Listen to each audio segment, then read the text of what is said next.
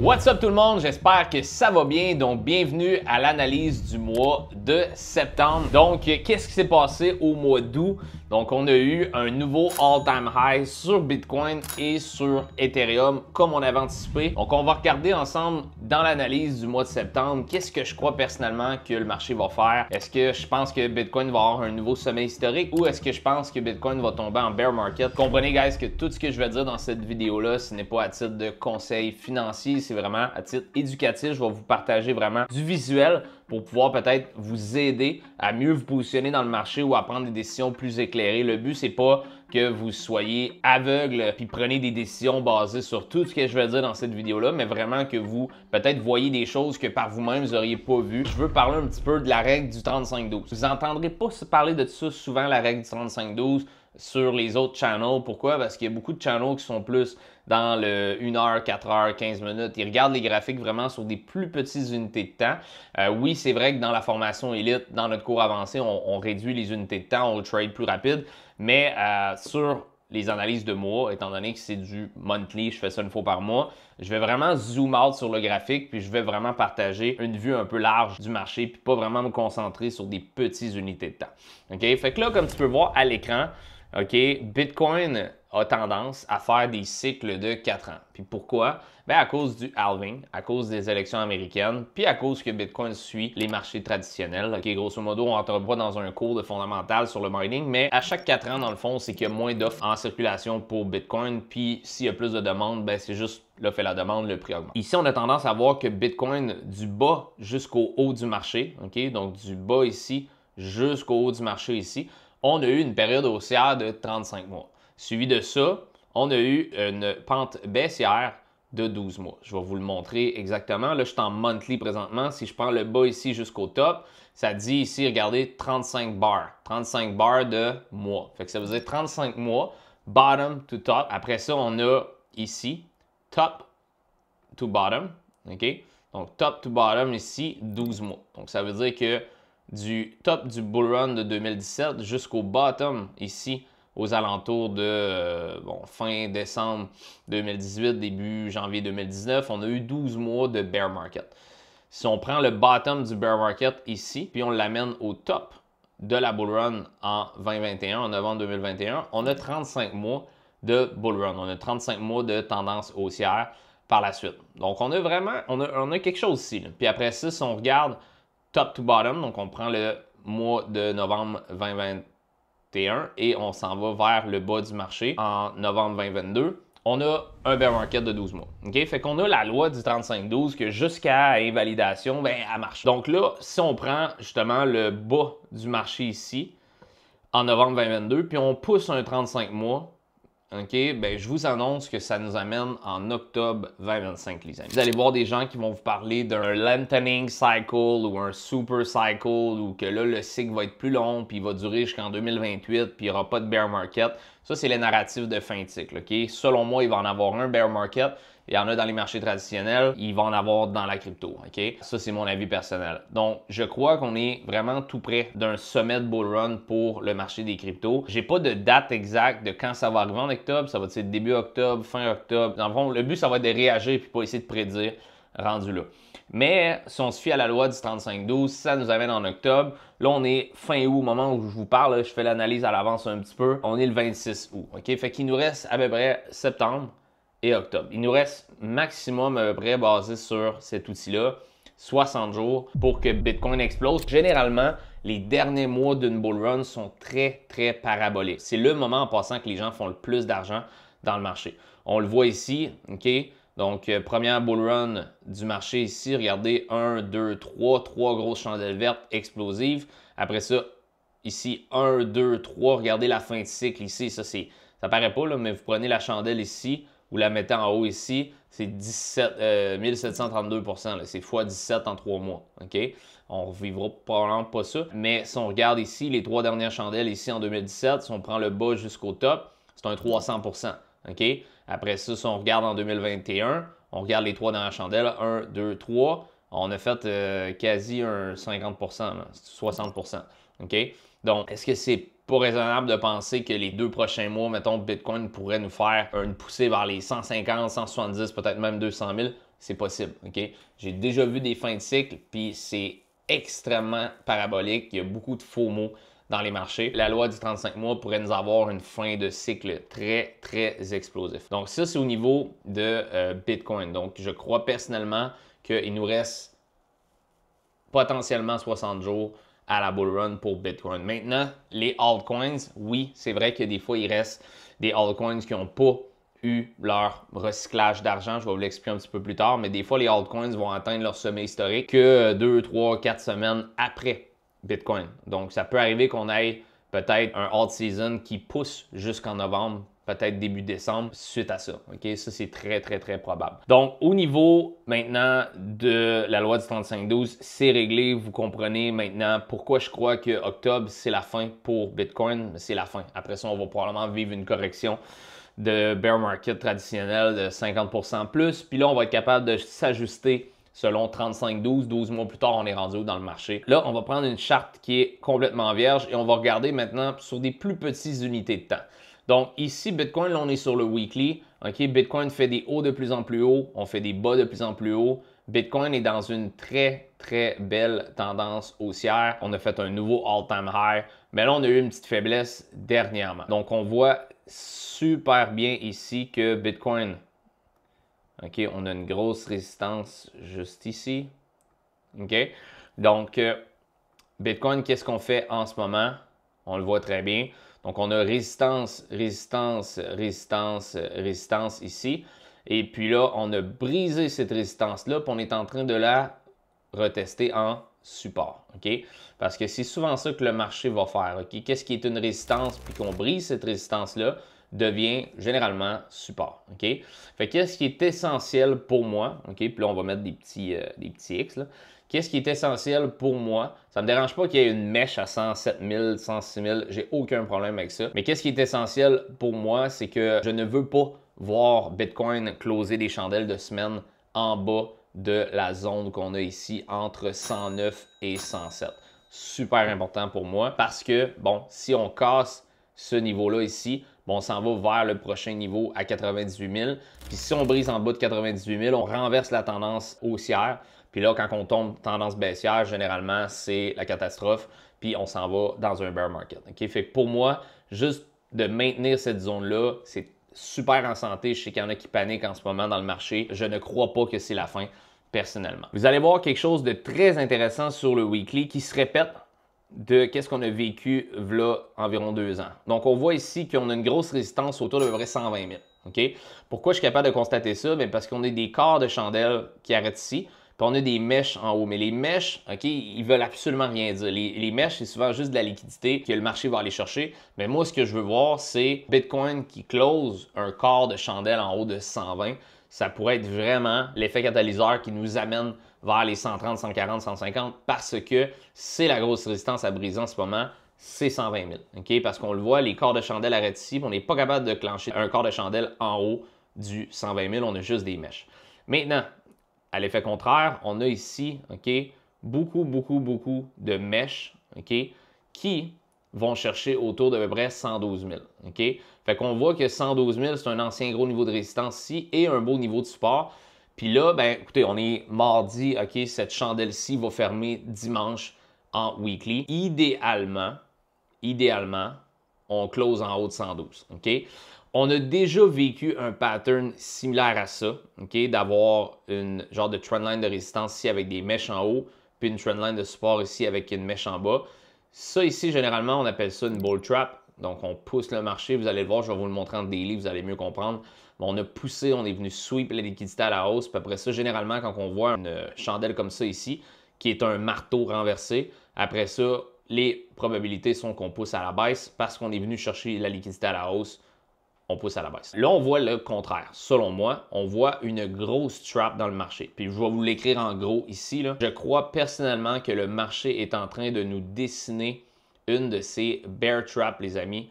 OK? Je crois que si j'ai à spéculer sur qu'est-ce qui va arriver dans les prochaines semaines, je crois qu'en ce moment, il y a beaucoup trop de panique dans le marché. Je pense que le marché est en train de liquider des positions longues qui ont été ouvertes ici, des gens qui ont acheté en FOMO, des gens en ce moment qui ouvrent des positions short, qui vendent en panique. On est tout en train de brasser ça. Puis moi, j'appelle ça souvent un shake-out avant le breakout. Selon moi, là, on va rapidement renverser ici puis vivre un V-shape recovery. Puis on a vécu un phénomène comme ça. Je vous montre, regardez ici.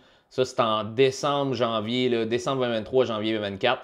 Regardez ici, on avait résistance ici. On est venu pousser ici avec une mèche, marteau renversé. Donc, on vient chercher la liquidité à la hausse. Maintenant, qu'est-ce qu'on brasse? La liquidité à la baisse. Si je prends ici, regardez attentivement, on était dans un range de consolidation. Sweep à la hausse, sweep à la baisse. On n'a jamais closé de corps en bas des niveaux. Qu'est-ce qui s'est passé après ça? Bang! Un coup qu'on a été chercher la liquidité des deux bords, les gens ne savent plus comment se positionner. Bien, après ça, on repart ça dans la tendance qui suit. Puis, ben, dans ce cas-là, c'était à la hausse, OK? Puis le pattern qu'on voit ici, je peux faire un petit bar pattern juste pour le fun.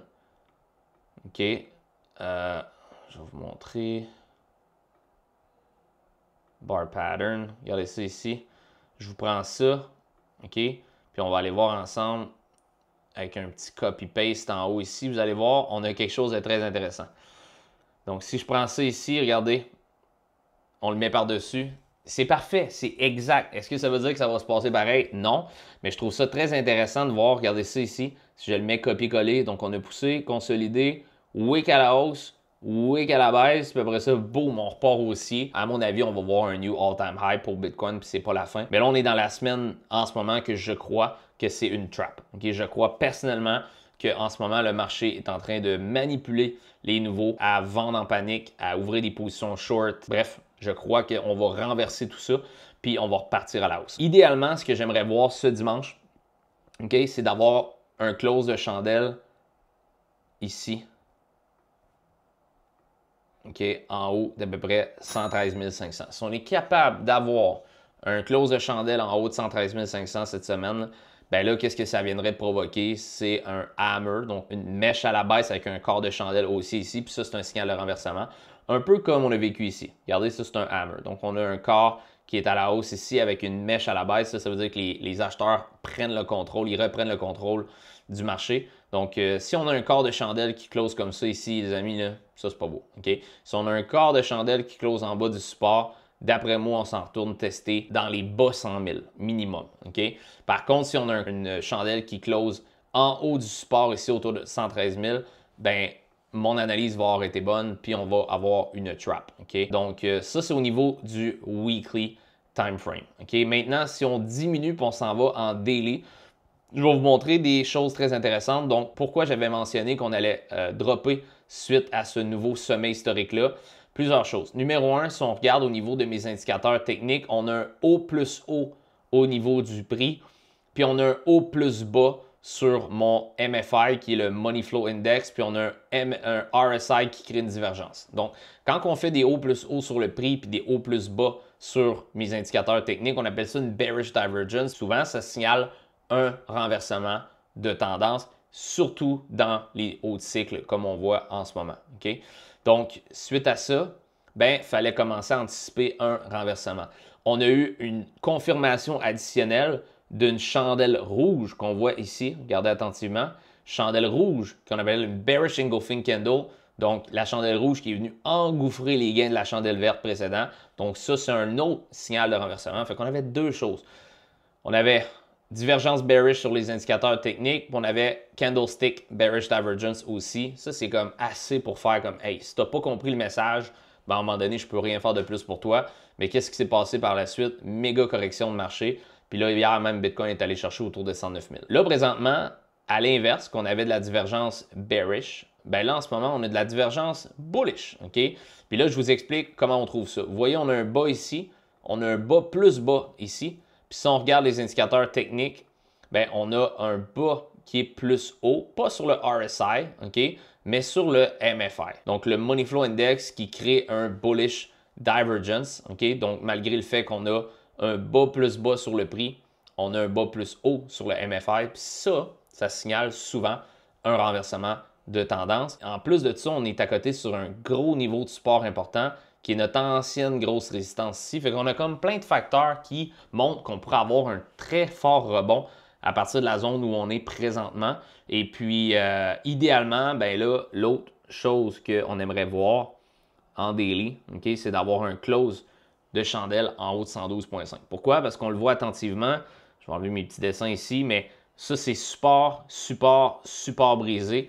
Donc, oui, on peut se cogner la tête à 112,5 sur de la résistance, tout ça, mais idéalement, ce que j'aimerais voir au PC, donc au plus Chris, c'est d'avoir un bris de la résistance de 112,5 puis d'avoir un marché qui retourne comme ça ici. Parce que si c'est le cas, puis on recommence à closer les chandelles en haut ici, on va finalement pouvoir mentionner le mot trap. Puis, généralement, lorsqu'on a une trap à la baisse comme ça ici, c'est un V-shape recovery qu'on appelle qui suit. Puis là, le marché va probablement faire un new all-time high, puis on va exploser. Fait que 112,5, guys, il faut que ça passe. Il faut qu'on soit capable de revenir rapidement en haut de ce niveau-là. Donc là, vous avez toutes mes pensées sur qu'est-ce que je vois présentement dans le marché. En monthly, tantôt, on vous a parlé de la loi du 35-12. Donc, qu'est-ce que je m'attends, c'est qu'on ait un top de marché pour Bitcoin en octobre. Sur le weekly, j'aimerais voir le weekly closer, puis le daily en haut de 112,5. Et revenir en haut des niveaux qu'on a ici rapidement. Puis, on a de la bullish divergence ici sur les indicateurs techniques. Ça, c'est super positif. Comme c'était très négatif quand on les avait en top de marché ici, bearish, bien là, on les a bullish pour nous. Donc, on les avait contre nous quand on était ici. Ben là, c'est super, OK? Fait qu'au niveau de Bitcoin, that is it. Maintenant, on va faire un petit tour sur notre ami Ethereum, OK? Donc, Ethereum, pourquoi je suis extrêmement positif sur Ethereum? Je vous partage ça. Donc, Ethereum, OK, qui en ce moment a fait un nouveau sommet historique, mais juste sur une petite mèche. Donc, on n'a pas fermé de chandelle en haut du all-time high. Souvenez-vous, on était en bas ici, autour de comme 1300, 14, 1500 $. Personne ne croyait qu'Ethereum allait rebondir. On a frappé la résistance, retracé, puis après ça, on est reparti aussi ici. Puis souvenez-vous, nous, on achetait du Ethereum à 2000 $, 2400 $ dans ces coins-là parce qu'on le savait qu'on s'en allait à la hausse, qu'on allait vivre un petit plus gros short squeeze sur Ethereum, surtout quand on allait revenir à l'intérieur ici du fameux gros triangle ascendant. Okay? Puis là, ben, on a brisé une des résistances les plus importantes, qui est celle-ci. On le voit ici, résistance, résistance, résistance, ça c'est un gros niveau. Puis regardez, qu'est-ce qu'on a fait?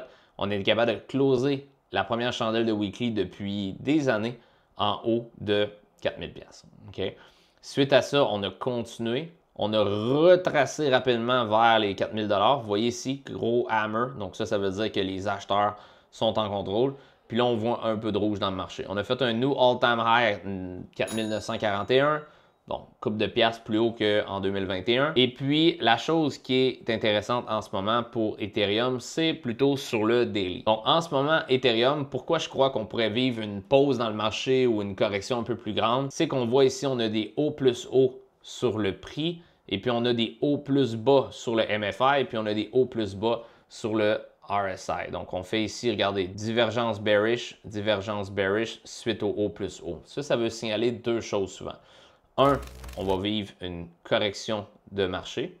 Ou deux, on va tout simplement avoir une pause, okay, une consolidation pour laisser les indicateurs reset. Je pense que là, on commence avec cette correction-là. Et je ne serais pas surpris okay, de voir Ethereum peut-être niaiser là une couple de semaines. Je ne crois pas qu'Ethereum va faire 6000 $ la semaine prochaine. Donc, je crois qu'on pourrait vivre une petite période de pause entre 5000 puis 4000 $, mettons, puis qu'il y a une période d'accumulation. Est-ce que je crois qu'on va vivre une grosse correction pour Ethereum puis on va le voir retracer, mettons, à 3000 $? Non, ok, je ne crois pas.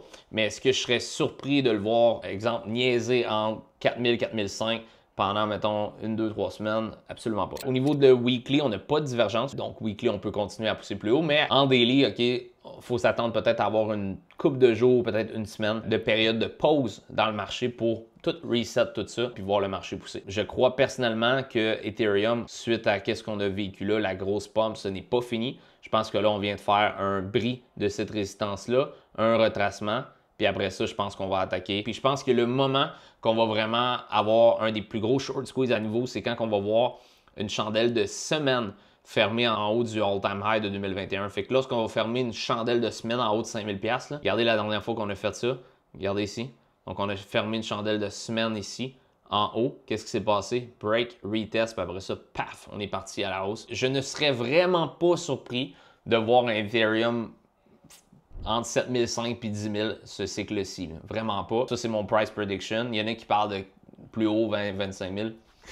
J'ai des doutes. Encore une fois, on va se timer avec la loi du 35-12. On va regarder nos indicateurs techniques. Souvent, qu'est-ce qui va arriver dans les fins de cycle? On le voit ici. Vous allez voir de la divergence en weekly. Fait qu'on a ici un haut plus haut sur le prix. Puis si on regarde nos indicateurs techniques, regardez, on a un haut plus bas, puis haut plus bas sur notre MFR RSI sur le weekly. Une chose qui est assez importante quand vous regardez vos fins de cycle, c'est vraiment les divergences, surtout sur le weekly. Donc, pour Ethereum en ce moment, ce que je vois, c'est vraiment une pause d'une couple de jours, peut-être une semaine, peut-être deux, entre 4000 et 4005, période d'accumulation.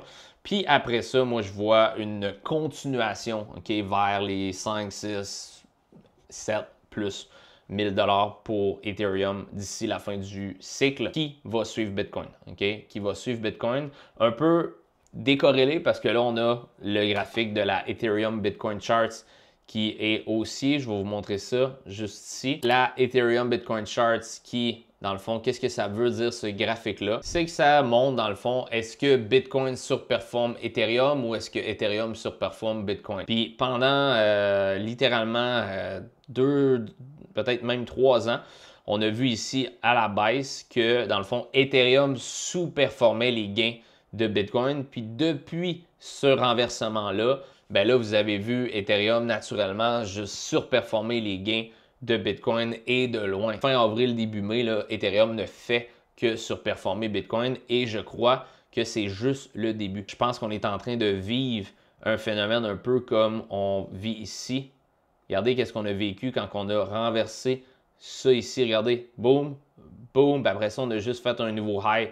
Fait que moi, je crois qu'à partir d'ici, Ethereum va faire probablement la même chose, puis il va voir une ascension beaucoup plus grande par rapport à Bitcoin d'ici le mois d'octobre-novembre. La Bitcoin Dominance le dit, le Ethereum Bitcoin Charts le dit, je pense que Ethereum va largement surperformer les gains de Bitcoin dans les 60 prochains jours. Puis comment on a été capable de spot que c'était le temps de vendre des Bitcoins puis peut-être transférer en Ethereum, c'était lors de la Golden Cross ici. Puis on a renversé la tendance baissière qu'on avait depuis 3 ans.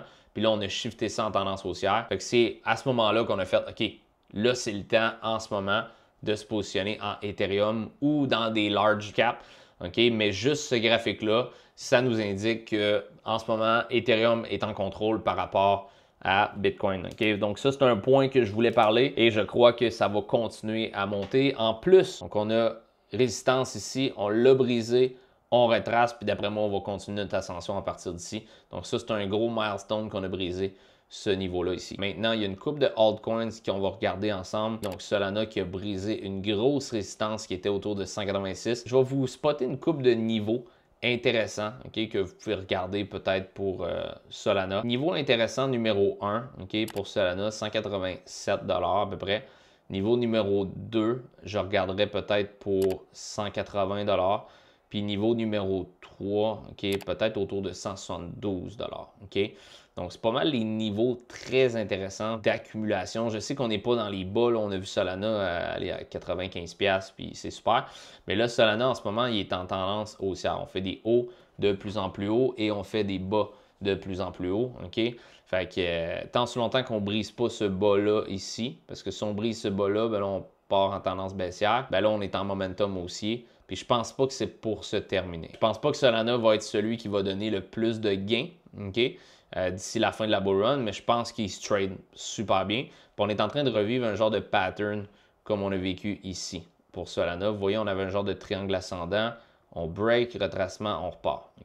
Si on regarde attentivement ici, on fait un genre de triangle ascendant, on break, on retrace et on repart. Fait que d'après moi, on va vivre un momentum aussi très fort pour Solana pour les prochains mois à venir. Donc ça, c'est pour Solana. Maintenant, au niveau Dogecoin, je crois qu'on est en train de bâtir quelque chose de très intéressant ici pour Doge. Donc, on a une Golden Cross qui s'est installée ici. Donc, Golden Cross, c'est quoi? C'est quand la 50 moyenne mobile ici croise la 200. C'est un signal qui est très positif. Généralement, même, on crash dans la Golden Cross, puis après ça, on repart aussi. Fait que d'après moi, là, à partir de où on est présentement pour Doge, c'est un très beau niveau d'achat. On a peut-être ici la mèche autour d'à peu près 19,6 à peu près qui pourrait être très intéressant dans un des pires scénarios. Et après ça, si on brise le niveau suivant autour de comme 18,9, ben là, c'est pas très beau. Parce que là, ben ça, c'est supposé être notre niveau de tendance haussière qu'on est en train d'établir. Puis si on brise ce niveau-là ici, ben là, on commence une tendance baissière. Puis c'est vraiment pas une bonne nouvelle si on brise ce niveau-là. Fait que c'est peut-être une des dernières opportunités que vous avez de pouvoir acheter du Doge avant la phase haussière qui s'en vient selon moi dans les prochains mois. XRP looking good. Vous avez un petit peu mon analyse par rapport à XRP. Je pense qu'on est tout près d'un bottom. Puis pourquoi? Je pense que la zone de Bitcoin entre 108 et 110, c'est la trap qu'on est en train de créer. Puis on parle de Sol, Doge, XRP, Radium, Sui, name it. Je pense qu'on est vraiment tout près de des bottoms pour tous ces projets-là. Je vous ai donné une coupe de niveaux intéressants à regarder. Mais je pense que rendu là, c'est de regarder pour faire peut-être une stratégie DCA sur quelques petits niveaux clés pour ces altcoins-là. Si, exemple, que vous aimez vraiment Radium, mettons, ben peut-être regarder un petit peu c'est où les positions intéressantes que vous pourriez acheter. Mettons, si Bitcoin est pour faire un nouveau sommet historique, OK, puis qu'on est supposé exploser ça jusqu'en octobre, peu importe ce que vous achetez qui est dans le top 20, top 30, vous allez vivre un momentum aussi, vous allez faire du pourcentage de profit. Si vous allez, mettons, dans des low cap, dans des projets de crypto extrêmement risqués, ben là, c'est là que des fois, ça ne suit pas Bitcoin pantoute, mais tout ce qui est dans le top 20, top 50, whatever, quand Bitcoin explose, puis fait un nouveau all-time high, puis on a une alt season, tout part à la hausse aussi. C'est pour ça que rendu là, c'est vraiment de pick and choose le projet qui vous intéresse, puis de placer des ordres limites en conséquence de ça. Dernière petite chose que je veux regarder, c'est au niveau des marchés traditionnels, OK? Fait que le Nasdaq qui va super bien en ce moment. Donc, on a fait un nouveau sommet historique. OK? On a retracé sur la 50 Daily Moving Average. On tient super bien. Je pense qu'on est good to go au niveau du Nasdaq. Même chose au niveau du S&P 500. On a au niveau du S&P retracé ici. Donc, break. Retracement sur l'ancienne résistance ici, tournant support. On tient super bien au niveau du S&P 500. Par contre, à faire attention, si moi, je pense qu'on peut avoir un top de marché en octobre, peut-être fin octobre, début novembre pour Bitcoin, les marchés traditionnels vont aussi subir une correction assez grande. T'sais, de dire Bitcoin va tomber en bear market, il ne tombera pas en bear market tout seul. OK? D'après moi, on va subir une forte correction des marchés traditionnels aussi qui s'en vient. Puis la Bitcoin Dominance, OK, qui est mon dernier sujet, qui est le meilleur timing à se pousser en altcoins ou en Bitcoin. Bien, regardez. On était dans ce gros canal haussier, on a eu une trap ici, mais on était dans ce gros canal haussier-là depuis très longtemps. OK? Puis là, on vient de casser complètement à la baisse, on a break, retest, puis là, on fait des bas de plus en plus bas, puis on fait des hauts de plus en plus bas. Vraiment, on est en tendance baissière au niveau de la dominance. C'est le genre de truc que ça prend quand on a la dominance qui descend comme ça ici. Ça veut dire que l'argent va plus dans les altcoins que dans Bitcoin. Parce que là, quand on était en haut ici, il y avait 65% de tout l'argent des cryptos qui était dans Bitcoin. Fait que 65 dans Bitcoin, puis 35 dans toutes les altcoins. Là, on est rendu à 58. Puis plus que ce chiffre-là va descendre, plus que les altcoins vont surperformer ce que Bitcoin va donner en fin de cycle. Puis généralement, les alt seasons finissent qu'on voit des pourcentages autour de peu près du 40%. Fait que si on passe de 58 à autour de 40% au niveau de la dominance, guys, les altcoins vont vraiment exploser. Sur le daily, on a eu ici une dead cross. Donc, on voit ici la 50 qui croise la 200. Ça, c'est très négatif, mais positif pour les altcoins. Donc là, ce que je vois en ce moment, c'est vraiment une tendance baissière qui est en train de se créer. Puis on devrait vivre un 60 jours très intéressant au niveau des altcoins. Maintenant, je ne crois pas que c'est toutes les altcoins qui vont partir. Comprenez comment le recyclage d'argent fonctionne. Bitcoin part en premier, Ethereum suit. Après ça, large, mid and low cap, puis meme season, etc. à la fin que là, tout part. C'est comme ça généralement que ça fonctionne pour les fins de cycle. Donc, ça fait pas mal le tour, guys. Je fais un petit recap pour tout ça. OK, je crois personnellement que ce qu'on est là, tu sais, je suis dedans en ce moment, là, 110 000 le Bitcoin. OK, on est le 26 août. Je crois qu'on est en train de vivre une grosse trap. OK, je crois que 108 à 110 000, écoutez, je peux rien empêcher, il va peut-être avoir une mèche à 106. Mais je crois qu'on est en train de vivre une énorme trap dans le marché en ce moment. Je crois personnellement que d'ici une semaine ou deux, le marché va recover. Puis jusqu'en octobre, on va vivre une forte poussée haussière. Ethereum va faire un nouveau all-time high. Puis il y a beaucoup de altcoins qui vont suivre puis pick up à la charge.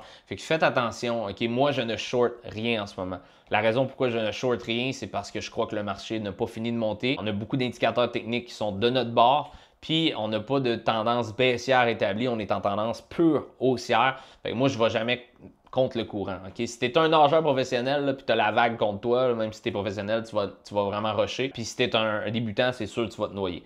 Fait que pour moi, le marché, c'est la même chose. Okay? J'ai une vague qui me pousse. Si je nage contre la vague, c'est sûr que je me noie. Si je nage avec la vague, c'est beaucoup plus facile. En ce moment, le marché est haussier. On a beaucoup plus de facilité à faire des positions en achat et des positions longues que des positions short quand le marché est haussier. Quand je vais commencer à shorter, c'est quand le marché va vraiment me montrer signe de retournement, quand on va vraiment invalider la tendance haussière puis commencer à faire des bas plus bas.